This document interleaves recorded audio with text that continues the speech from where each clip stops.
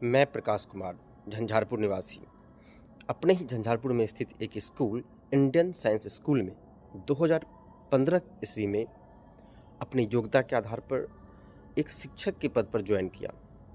परंतु 2017 आते-आते हमारे प्रिंसिपल सर ने हमें जानकारी दी कि सर, अगर आपको हमारे स्कूल में शिक्षक के पद पर बने रहना है तो आपको टीचर्स ट्रेनिंग की डिग्री लेना अनिवार्य है। यह सरकार की कहना है कि सरकार कह रही है कि सभी प्राइवेट और सरकारी सभी स्कूलों में जो पढ़ा रहे हैं शिक्षक है उनको ट्रेंड होना ज़रूरी है, और इसके लिए सरकार ने खुद से एक स्कीम निकाली है और वो स्कीम में आप इनरोल करके आप अपनी डिग्री को ज़रूर हासिल कर लें।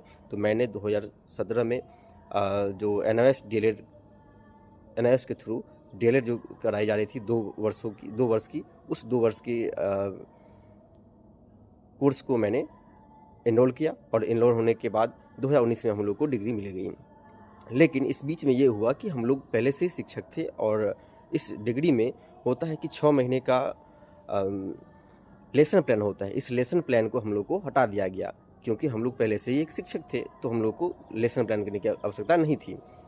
और अभी ऐसा हो गया है कि हम सुप्रीम कोर्ट के द्वारा एक निर्णय आ गया है कि ये 18 महीने का डिग्री 2 वर्ष के बराबर नहीं है, अतः हम लोग की डिग्री को इनवैलिड करार दिया जा रहा है। तो ये 6 महीने की डिग्री जब हम लोग 18 महीने की डिग्री जब हम लोग ले सकते हैं तो 2 साल की डिग्री लेने में क्या हम लोग को दिक्कत थी? ये तो सरकार का कहना था, सरकार की नीति थी। तो मैं यह कहना चाहूँगा कि हम लोग की डिग्री को वैलिड कराया जाए और सरकार की बनाई इस नीति को अवहेलना करता हूँ मैं, सरकार की हाय कर दूँ मैं। ऐसे नीतियों को मैं पूरा निरस्त करता हूँ और मैं चाहता हूँ कि हम लोग की डिग्री को जल्द से जल्द वैलिड करार दिया जाए। धन्यवाद। नमस्कार साथियों, मैं अमृता कुमारी मुजफ्फरपुर बिहार से हूँ।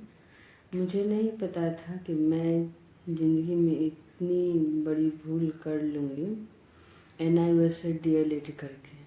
सरकार एनआईओएस से डिग्री करवा कर हम लोग की ज़िंदगी को इस तरह से अंधेरा में डाल देगा, लेकिन मुझे नहीं पता था।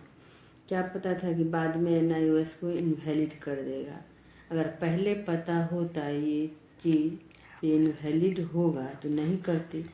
अब तो उम्र भी बीत गया, अब उम्र भी ख़त्म हो गया है और डीएलएड में भी उम्र भी ख़त्म हो गया है। डीएलएड की फिर पैसा लगा कर सीटेट भी निकाली। जब नौकरी की बात आई तो बीपीएससी आ गया। हम तो आप लोग तो जानते ही हैं कि हम एक औरत हैं, हमारे बच्चे होते हैं, हमारे परिवार होते हैं। जब वो बच्चे, वो परिवार, सबको आशा जुड़ जाता है एक जगह से कि अब नौकरी होगा, कब नौकरी होगा, माँ अब कब नौकरी होगा, अब तुम्हें कितना टाइम लगेगा। तो अब तो हमको कोई उपाय है नहीं। हम तो कहते कि नहीं, अब नहीं हो पाएगा। उस समय हम अपने आप को रोक नहीं पाते और ज़माना भी, समाज भी एक लड़की या एक औरत को वो सभी नहीं छोड़ता है, वो भी सुनना पड़ता है इतना करने के बाद भी।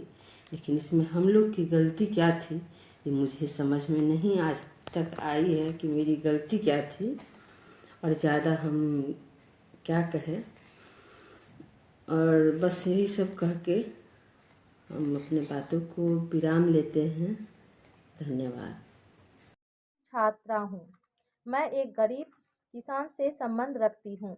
मैं अपनी पढ़ाई 12 तक किसी तरह पूरा की। उसके बाद मैं एक प्राइवेट विद्यालय में शिक्षिका का कार्य कर रही थी।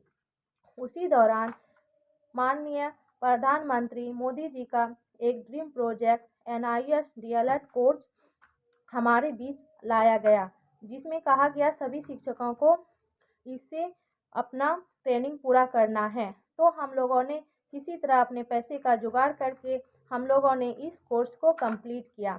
कुछ दिन तक हमारा कोर्स तो मान रहा, परंतु अचानक माननीय सुप्रीम कोर्ट के द्वारा हम लोगों का कोर्स अमान्य कर दिया गया। जब हम लोगों का कोर्स अमान्य कर दिया गया तो हम लोगों ने माननीय पीएम मोदी से गुहार लगाई, परंतु हम लोगों का वो कुछ सुनने को तैयार न हुए। उनके बाद हम लोगों ने माननीय शिक्षा मंत्री धर्मेंद्र प्रधान जी से मिलने की बात बोली, परंतु उन्होंने हम लोगों से मिलने से इनकार कर दिया।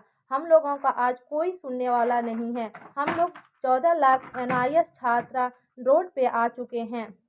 कृपया आपसे अनुरोध है कि हम लोगों को उचित न्याय दिलाएं और हम लोगों के साथ जो अन्याय हुआ है उस अन्याय को दूर कर हमारे बीच आप न्याय का तिरंगा फहराएं। यही कह के मैं अपनी वाणी को विराम देती हूँ।